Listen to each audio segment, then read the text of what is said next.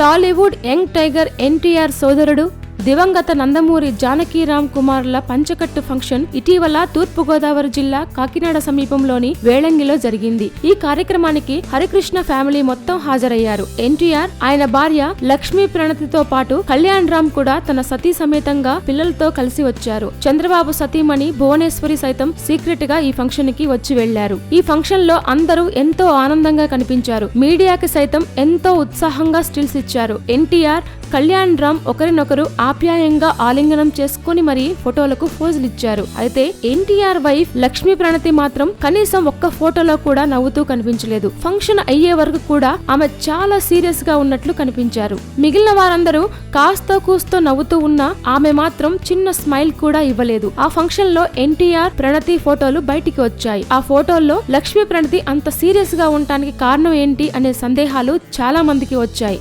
ఎవరేమనుకున్నా లక్ష్మీ ప్రణతి మాత్రం సీరియస్ గానే ఉంటారు. ఆమె గతంలో ఇచ్చిన స్టిల్స్ లో కూడా సీరియస్ గానే ఉన్నట్లు కనిపిస్తారు. ఇక ఈ ఫంక్షన్ విషయానికి వస్తే జానకీరామ్ లేరు కాబట్టి ఆ బాధతోనే అలా ఉండి ఉండవచ్చని మరికొందరు అంటున్నారు. Please subscribe. Hi, it's me Purna. Please subscribe.